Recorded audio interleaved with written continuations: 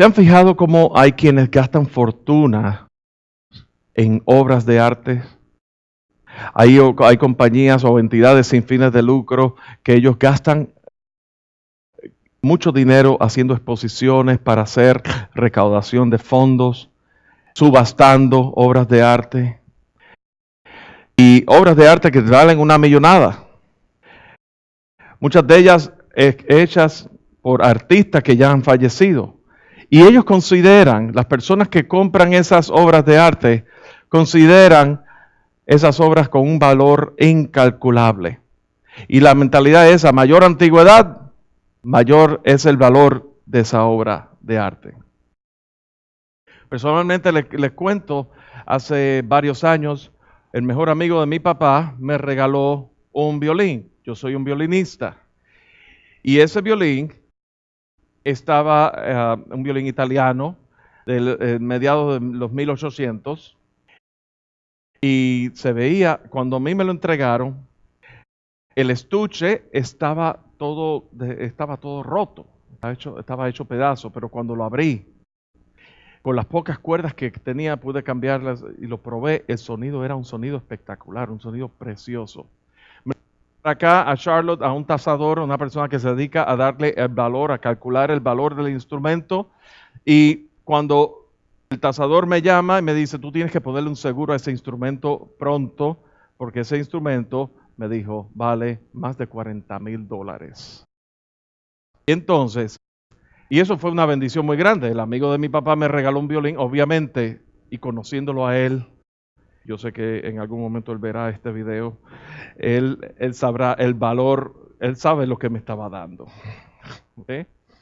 De manera que, aparte de eso, a mayor antigüedad, mayor es el valor, pero también a mayor calidad, mayor es el valor. Y cuando tú combinas calidad con antigüedad, eso es una explosión, eso es un gran valor, es un valor bastante grande y eso sigue en aumento. ¿Has preguntado acerca del valor incalculable de la obra de Dios? ¿Cuál es la trascendencia de su obra universal? ¿Cuál es la trascendencia de su obra a nivel global? ¿Y cuál es la trascendencia de su obra a nivel individual, su obra en cada uno de nosotros? ¿Qué es lo que implica la obra de Dios? Y en esta tarde vamos a ver, vamos a tomar el mensaje de hoy del capítulo número 6 del Evangelio según San Juan, y vamos a comenzar en el versículo 25 y se extiende hasta el versículo 71 en esta tarde. Y consideremos lo siguiente: la obra de Dios que Él empezó en nuestras vidas, la obra de Dios que Él está llevando a cabo y la obra de Dios por la cual nosotros somos participantes de su obra. Entonces hay que tomarlo en cuenta. Y esta palabra nos debe ser de aliento, debe ser de inspiración a nuestras vidas, debe ser de un desafío grande, aún en el contexto de la serie que acabamos de terminar por las pasadas 4 semanas, llamados a impactar. Aún en ese contexto tiene que ser de gran desafío. Y yo les quiero exhortar, porque a petición popular en los boletines nos pidieron que le facilitáramos notas, y así que lo estamos haciendo. Nos pueden seguir, si no tienen boletines, están en la mesa de recursos allá hay lapiceros, plumas, y pueden tomar notas, seguirnos mientras nosotros estamos aquí. ¿Listo? Y vemos en el versículo 25 del Evangelio según San Juan, capítulo 6, cuando lo encontraron al otro lado del lago, le preguntaron, Rabí, ¿cuándo llegaste acá? Vamos a poner en contexto esto. ¿Qué fue lo que ocurrió? ¿Qué fue lo que pasó que Jesús estaba al otro lado del lago? Bueno, ya había ocurrido una serie de milagros. Primeramente, ya Jesús había alimentado a 5,000 con panes, la multiplicación de los peces y los panes. Ya había ocurrido el milagro de que Jesús, en medio de la tormenta, había caminado sobre el mar, sobre el agua, ¿verdad? Y la historia cuenta de que Pedro pudo caminar sobre el agua, pero cuando empezó a ver sus circunstancias y el mar picado, pues entonces él se empezó a hundir. Todo eso ocurrió justo antes de lo que vamos a hablar ahora, de lo que vamos a leer ahora. Entonces, ¿qué ocurre? Aquí, al otro lado, lo encontraron, le estaban buscándole. Los versículos anteriores dicen que nadie se daba cuenta que ni Jesús ni sus discípulos estaban allí. Empezaron a buscar a Jesús desaforadamente. Cuando por fin lo encontraron, le dijeron: Rabí, ¿cuándo llegaste acá? Versículo 26. Ciertamente les aseguro que ustedes me buscan no porque han visto señales, sino porque comieron pan hasta llenarse. Trabajen, pero no por la comida que es perecedera, sino por la que permanece para vida eterna, la cual les dará el Hijo del Hombre. Sobre este ha puesto Dios, el Padre, su sello de aprobación. ¿Qué tenemos que hacer para realizar las obras que Dios exige?, le preguntaron. Esta es la obra de Dios, que crean en aquel a quien Él envió, le respondió Jesús. ¿Y qué señal harás para que la veamos y te creamos? ¿Qué puedes hacer?, insistieron ellos. Nuestros antepasados comieron el maná en el desierto, y como está escrito, pan del cielo les dio a comer. Ciertamente les aseguro que no fue Moisés el que les dio a ustedes el pan del cielo, afirmó Jesús. El que da el verdadero pan del cielo es mi Padre. El pan de Dios es el que baja del cielo y da vida al mundo. Señor, le pidieron, danos siempre de este pan. Yo soy el pan de vida, declaró Jesús. El que a mí viene nunca pasará hambre, y el que en mí cree nunca volverá a tener sed. Pero como ya les dije, a pesar de que ustedes me han visto, no creen. Todo lo que el Padre me da vendrá a mí, y el que a mí viene no lo rechazo, porque he bajado del cielo, no para hacer mi voluntad, sino del que me envió. Y esta es la voluntad del que me envió, que yo no pierda nada de lo que Él me ha dado, sino que lo resucite en el día final. Porque la voluntad de mi Padre es que todo el que reconozca al Hijo y crea en Él tenga vida eterna, y yo lo resucitaré en el día final. Entonces los judíos comenzaron a murmurar contra Él, porque dijo: yo soy el pan que bajó del cielo. Y se decían: ¿acaso no es este Jesús el hijo de José? ¿No conocemos a su padre y a su madre? ¿Cómo es que sale diciendo: yo bajé del cielo? Dejen de murmurar, replicó Jesús. Nadie puede venir a mí si no lo atrae el Padre que me envió, y yo lo resucitaré en el día final. En los profetas está escrito: a todos los instruirá Dios. En efecto, todo el que escucha al Padre y aprende de Él, viene a mí. Al Padre nadie lo ha visto, excepto el que viene de Dios. Solo Él ha visto al Padre. Ciertamente les aseguro que el que cree tiene vida eterna. Yo soy el pan de vida. Los antepasados de ustedes comieron el maná en el desierto y sin embargo murieron. Pero este es el pan que baja del cielo. El que come de él no muere. Yo soy el pan vivo que bajó del cielo. Si alguno come de este pan, vivirá para siempre. Este pan es mi carne, que daré para que el mundo viva. Los judíos comenzaron a disputar acaloradamente entre sí: ¿cómo puede éste darnos a comer su carne? Ciertamente les aseguro, afirmó Jesús, que si no comen la carne del Hijo del Hombre ni beben su sangre, no tienen realmente vida. El que come mi carne y bebe mi sangre tiene vida eterna, y yo lo resucitaré en el día final, porque mi carne es verdadera comida y mi sangre es verdadera bebida. El que come mi carne y bebe mi sangre permanece en mí y yo en él. Así como me envió el Padre viviente y yo vivo por el Padre, también el que come de mí vivirá por mí. Este es el pan que bajó del cielo. Los antepasados de ustedes comieron maná y murieron, pero el que come de este pan vivirá para siempre. Todo esto lo dijo Jesús mientras enseñaba en la sinagoga de Capernaum. Al escucharlo, muchos de sus discípulos exclamaron: esta enseñanza es muy difícil. ¿Quién puede aceptarla? Jesús, muy consciente de que sus discípulos murmuraban por lo que había dicho, les reprochó: esto les causa tropiezo. ¿Qué tal si vieran al Hijo del Hombre subir a donde antes estaba? El Espíritu da vida, la carne no vale para nada. Las palabras que les he hablado son espíritu y son vida. Sin embargo, hay algunos de ustedes que no creen. Es que Jesús conocía desde el principio quiénes eran los que no creían y quién era el que iba a traicionarlo. Así que añadió: por eso les dije que nadie puede venir a mí a menos que se lo haya concedido el Padre. Desde entonces, muchos de sus discípulos le volvieron la espalda y ya no andaban con él. Así que Jesús les preguntó a los 12: ¿también ustedes quieren marcharse? Señor, contestó Simón Pedro, ¿a quién iremos? Tú tienes palabras de vida eterna.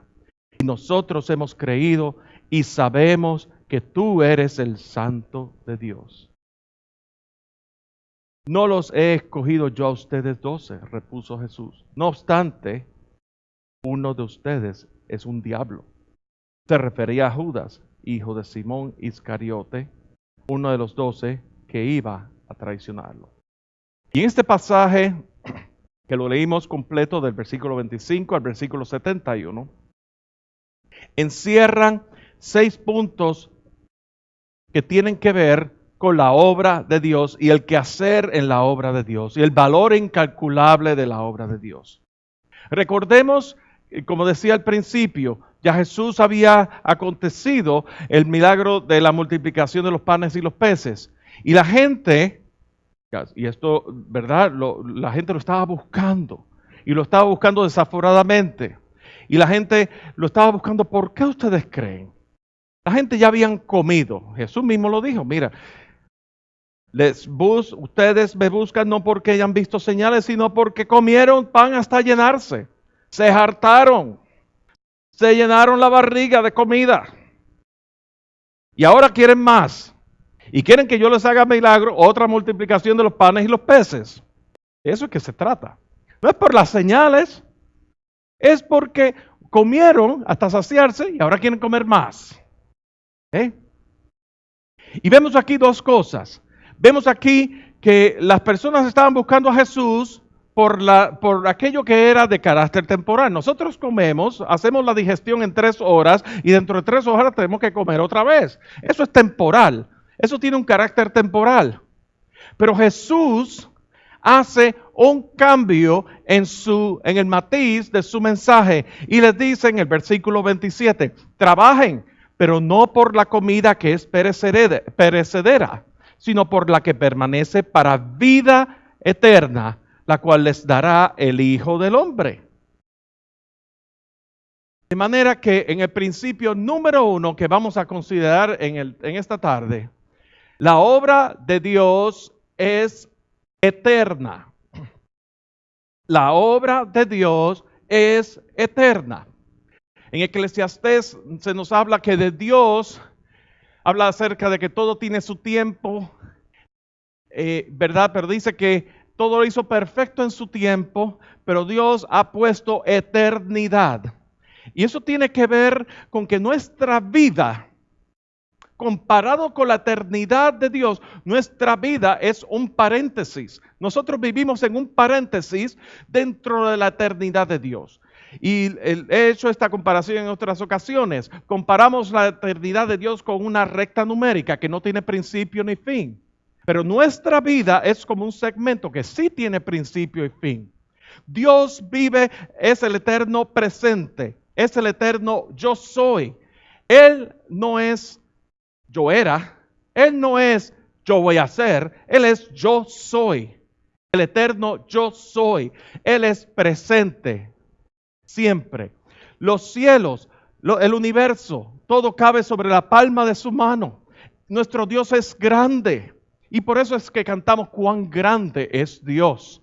Cántale, cuán grande es Dios, porque Él es el creador de todas las cosas y todas las cosas sobre la palma de su mano Él la sostiene.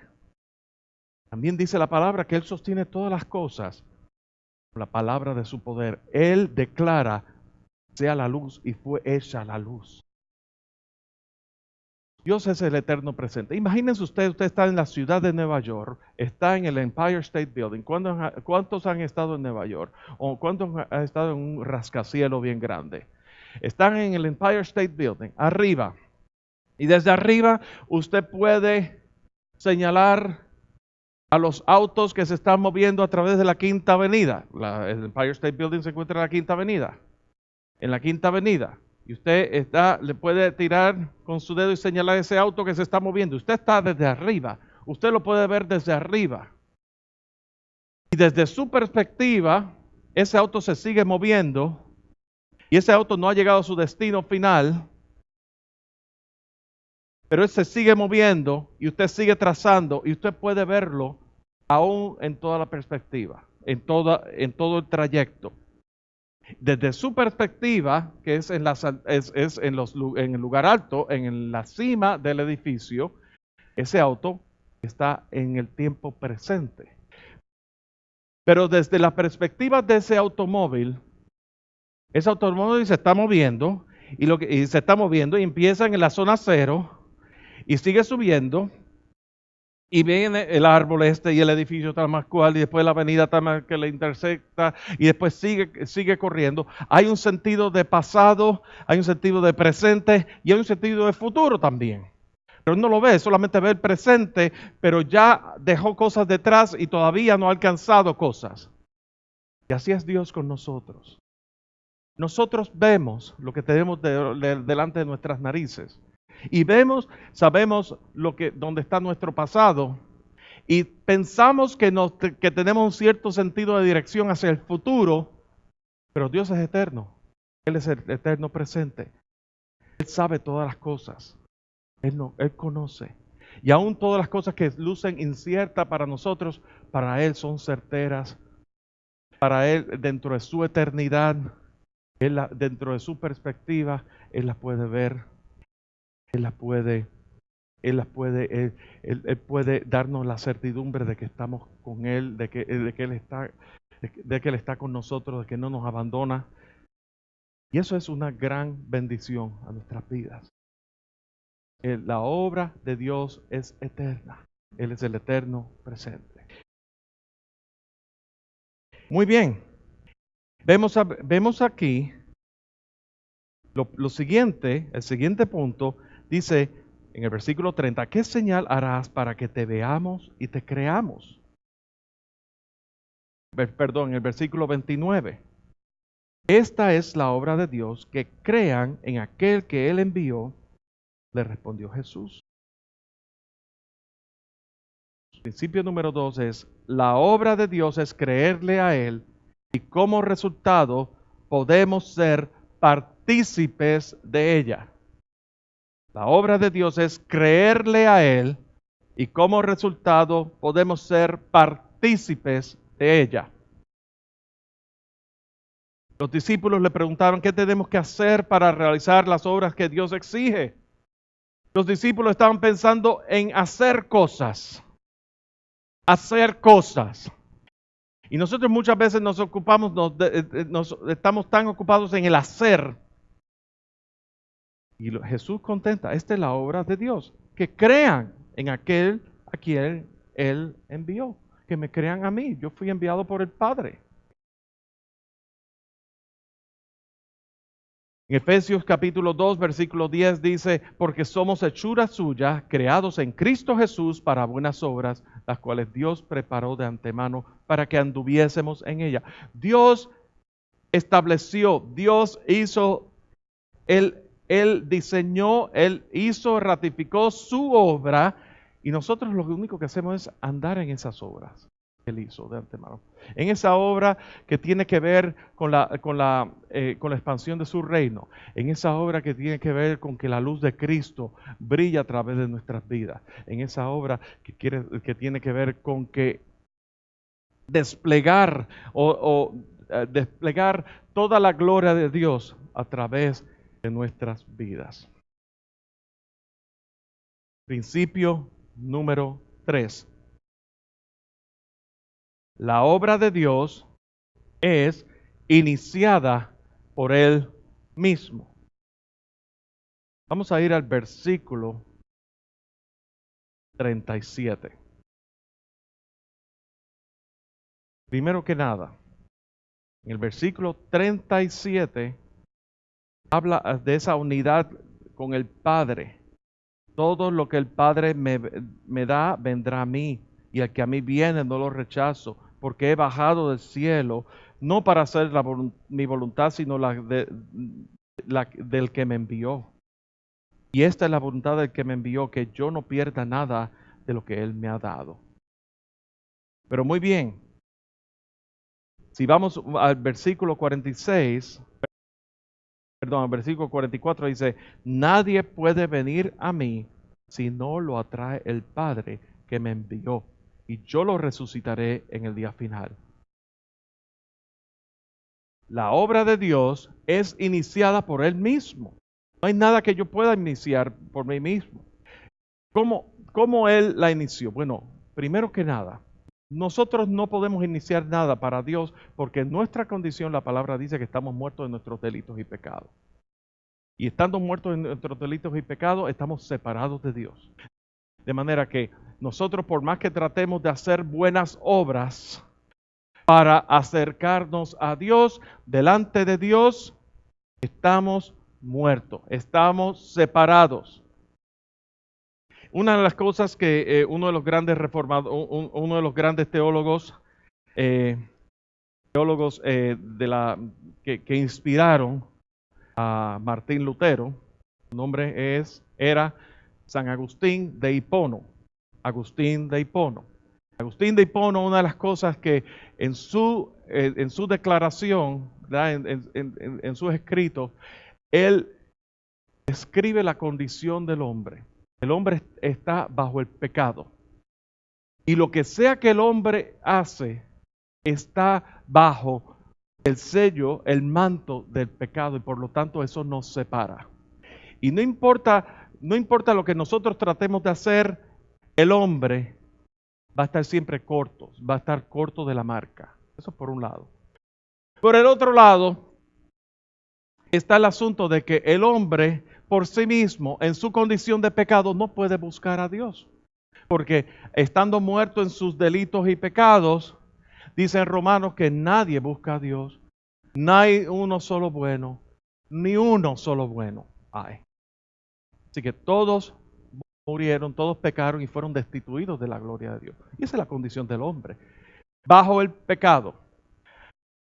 Eso fue una vez el hombre cayó, una vez la caída del hombre en el pecado, toda generación tras generación cayó bajo esa misma condición. Previo a la caída, o sea, previo a Génesis capítulo 3, el hombre tenía ese acceso a Dios, esa comunión directa con Dios, donde Dios le dio esa potestad, para ser mayordomo sobre la creación. Aún a Adán se le dio la asignación de ponerle nombre a los animales y a las bestias y administrar los bienes que no eran de él. Pero Adán y Eva, previo a la caída, ellos tenían esa comunión directa con Dios. ¿Notan la diferencia?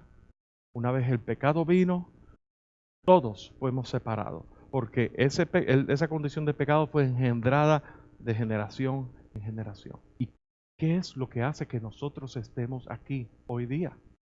La obra de Dios es iniciada por Él mismo. Dios, a través de su Espíritu Santo, nosotros escuchamos la palabra y su Espíritu Santo nos revela la palabra, habla a nuestros corazones, nos da entendimiento de su palabra, nos revela y nos muestra el camino para nosotros ir a responder el mensaje del Evangelio a Cristo Jesús.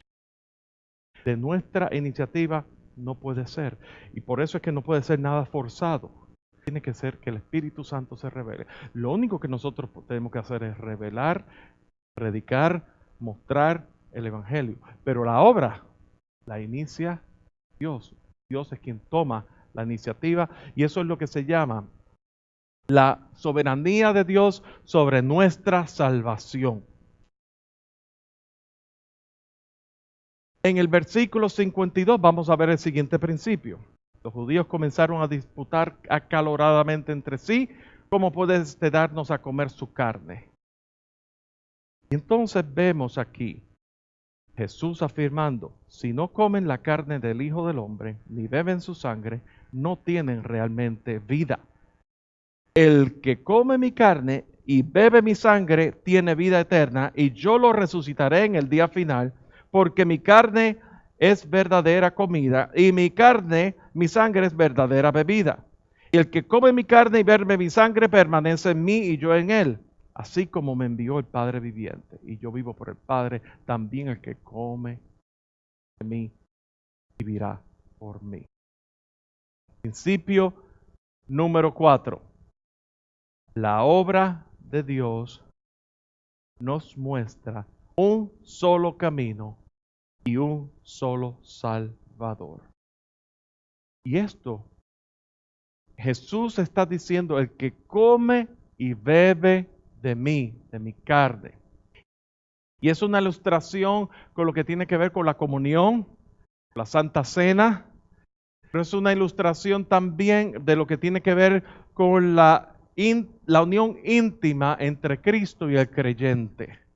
Cuando nosotros tenemos a Cristo Jesús en nuestro corazón, Él viene a nuestras vidas, Él pone su Espíritu Santo en nosotros y desde ese momento empieza una jornada de que empezamos a experimentar un cambio, empezamos a experimentar una transformación donde lo que nosotros, en nuestra vida está todo, que queremos agradarle a Cristo, que queremos que Cristo sea visto. Hay un gozo muy grande, hay un deleite muy grande en el saber que hemos sido perdonados, en el saber que hemos sido comprados con la sangre de Cristo Jesús.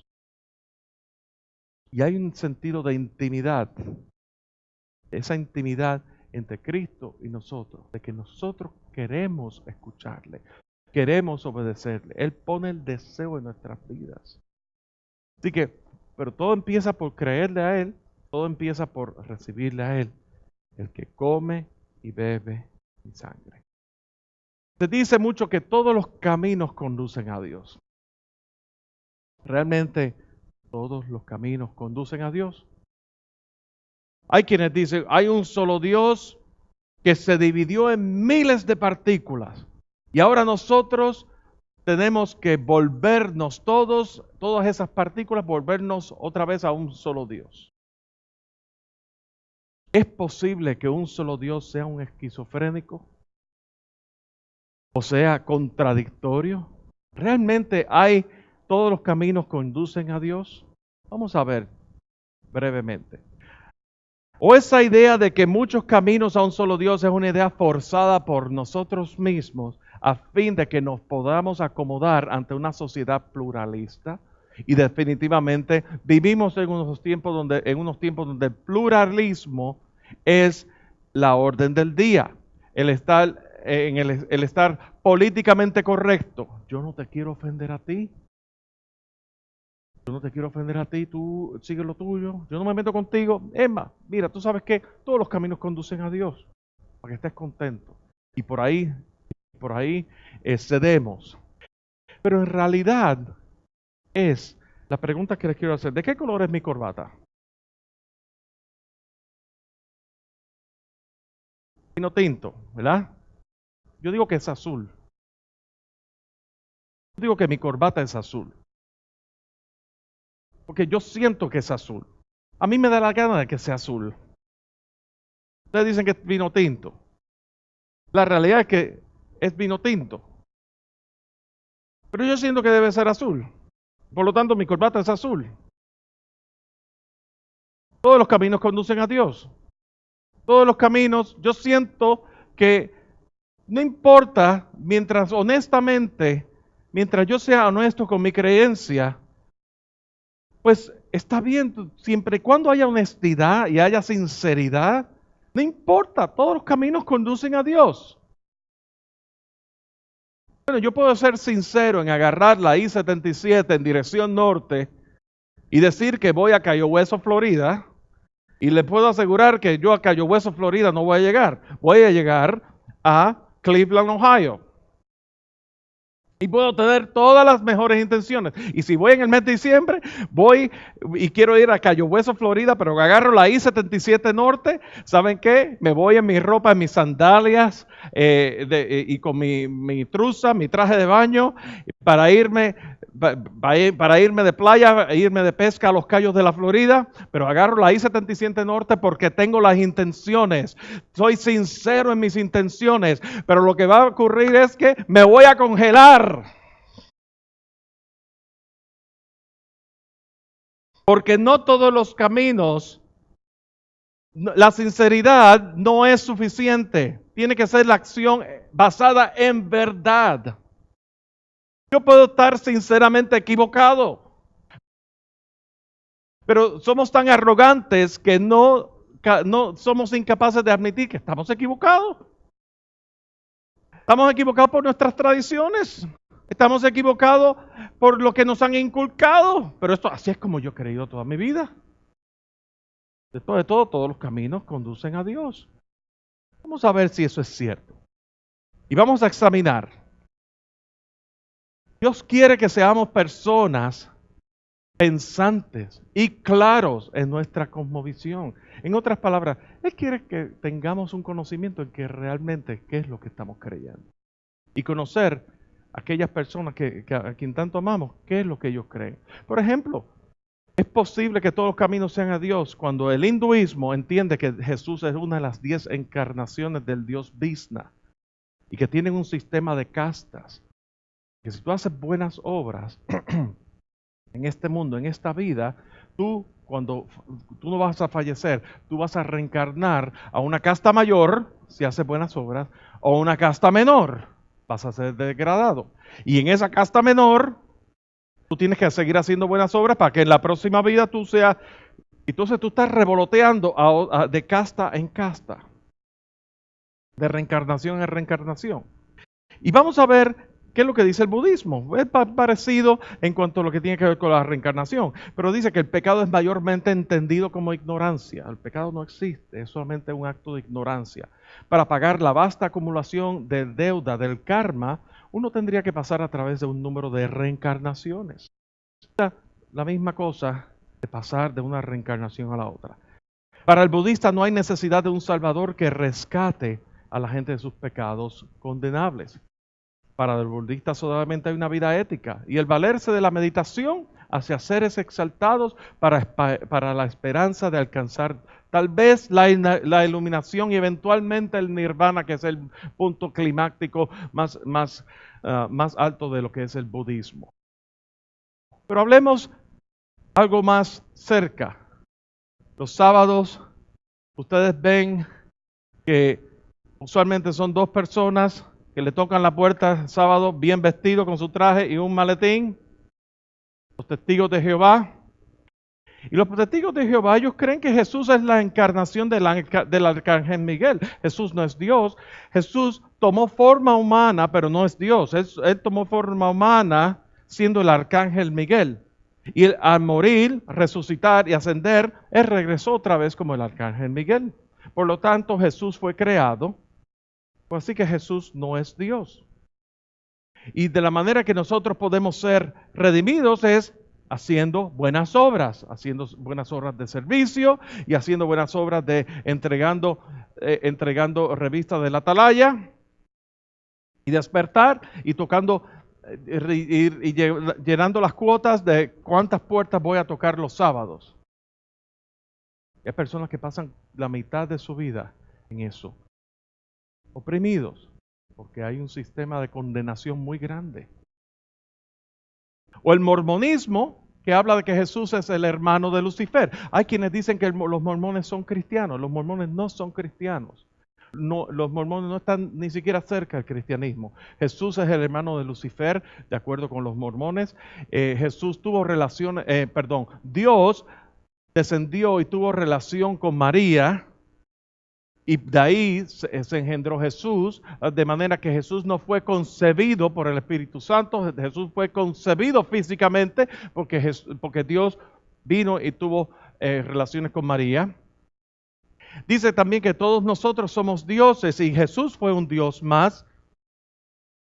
Y tú tienes su propio planeta, pero que cada uno de nosotros vamos a tener nuestro propio planeta. Y nosotros ganamos a Dios por medio de buenas obras, así que tampoco hay seguridad de la salvación. O entendamos el judaísmo, que el judaísmo todavía ellos esperan la llegada del Mesías, que hay que seguir la ley, hay que seguir los mandamientos, y eso es esencial para hallar gracia ante Dios. Y una vez al año se celebra lo que se llama el Yom Kippur, que es una fiesta de expiación para expiación de los pecados, o sea, volver al sistema sacrificial para expiación de los pecados. Por lo tanto, no hay seguridad de la salvación. O el islamismo, que Alá es el centro del islamismo y para agradarle hay que hacer buenas obras, obedecer el Corán, que sea una vez en tu vida a la Meca del Islam. Ahí tampoco hay seguridad de salvación, a menos que te conviertas en un yihadista. Y como yihadista, es por la espada, imponer tu creencia por la espada, ya sea a través de una bomba suicida o hacer ataques terroristas, etc. O el catolicismo romano, que entiende en la fe en Jesús, efectivamente, más el componente de los sacramentos, y para eso nosotros tenemos que poniendo nuestra fe en Jesús, más haciendo los sacramentos, pues nosotros vamos a llegar a ese punto de agradarle a Dios. Tenemos que hacer sacrificios y el perdón de los pecados solamente ocurre a través de nosotros confesarnos. Así que tampoco hay seguridad de salvación en sí porque tenemos que hacer buenas obras. O creemos lo que dice las Escrituras. En Isaías dice que nuestras justicias son como trapos de inmundicia, de que nosotros no hay nada que podamos hacer. Que en Hebreos dice que por un solo sacrificio, una vez hecho una sola vez y para siempre, a través de Cristo Jesús, hemos sido perfeccionados y que lo único que tenemos que hacer es creer que Jesús murió, Él resucitó, y la palabra dice en Romanos que si tú crees que Jesús murió y resucitó, tú serás salvo. Entonces tiene que ver con la fe.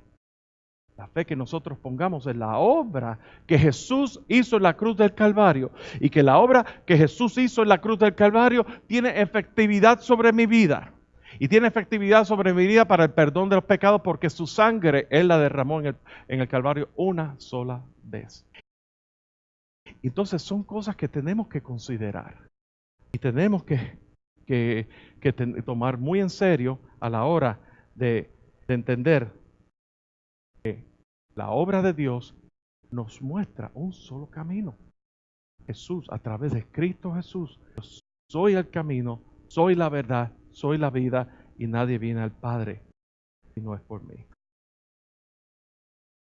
En el versículo 60 vemos el siguiente principio. Al escucharlo, muchos de sus discípulos exclamaron: esta enseñanza es muy difícil. ¿Quién puede aceptarla? Jesús, muy consciente de que sus discípulos murmuraban por lo que había dicho, les reprochó: ¿esto los causa tropiezo? ¿Qué tal si vieran al Hijo del Hombre subir a donde estaba? Y viene el principio número 5. La obra de Dios es altamente ofensiva y causa división. La obra de Dios es altamente ofensiva y causa división. ¿Qué quiere decir esto? Quiere decir que cuando nosotros estamos siendo confrontados con la verdad escritural, hay dos cosas que podemos hacer: o rechazarla porque seguimos pensando que así yo he creído toda la vida y yo de aquí no me voy a salir, o abrazar la verdad escritural, abrazar la inherencia de las escrituras como principio, abrazar la obra de Cristo Jesús sobre mi vida. Pero eso es altamente ofensivo. Eso va a desafiar, eso va a romper con patrones y estigmas que nosotros nos hemos creado. Va a romper con tradiciones, va a romper con sistema de pensamiento y sistema de creencia. Va a pasar. El Evangelio es muy ofensivo. Y más hoy día en esta sociedad pluralista donde otra vez todos los caminos conducen a Dios. Así que no importa. No te metas conmigo que yo no me meto contigo. Principio número 6. Y esto es ya para terminar. Lo vemos en el versículo 68. Vemos que muchos de sus discípulos, aparte de los 12, se apartaron, le dieron la espalda a Jesús, porque no podían con eso. No podían con esa verdad. Entonces en el 68 dice, Jesús, Señor, Simón Pedro le contesta, Señor, ¿quién iremos? Tú tienes palabras de vida eterna. Y nosotros hemos creído y sabemos que tú eres el Santo de Dios. La Reina Valera dice que tú eres el Cristo, el Hijo del Dios vivo. Principio número 6 dice, la obra de Dios produce una rendición y entrega incondicional para seguirle. La obra de Dios produce en nosotros un hambre y sed por seguirlo a Él. No importa. No importa las consecuencias. No importa la muerte de mártir, que es lo peor que nos pueda pasar. Pero la obra de Dios, ¿verdad? Volviendo, recapitulando y para así terminar, la obra de Dios es eterna. Dios ha puesto eternidad en nuestras vidas. La obra de Dios es creerle a Él. La obra de Dios es iniciada por Él mismo. La obra de Dios nos muestra un solo camino y un solo Salvador. La obra de Dios es altamente ofensiva y causa división. La obra de Dios produce una rendición incondicional para seguirle. Así que en aplicación, ¿cómo vamos a hacer esto? ¿Cómo vamos a tomar esta palabra y aplicarnos para nuestras vidas? Bueno, nosotros permitamos que Dios continúe perfeccionando su obra en nuestras vidas. ¿Cuán dispuestos estamos para que Dios obre en nosotros? ¿Qué don o talento puedes identificar con el cual Dios pudiera usarte en su obra hacia los demás? ¿Qué diferencia está haciendo la obra de Dios en tu vida, en tu hogar, en tu comunidad, en tu ciudad, tu país donde vives y en las demás naciones? ¿Qué estás esperando? ¿Qué te lo impide? Dios quiere tomar tu vida. Dios quiere formar tu vida. Y Dios quiere usar tu vida para su gloria y su honra. Para que Él sea visto. Y Dios, la obra de Dios te va a desafiar. A mí me desafió y a todos nosotros nos desafía. Continúa desafiando. Pero queremos ver claro. Queremos ver claro. Y Dios se quiere mostrar a tu vida. La palabra dice que sin visión mi pueblo se desenfrena. Mi pueblo perece por causa de conocimiento. Dios se da a conocer a través de su Hijo Jesús.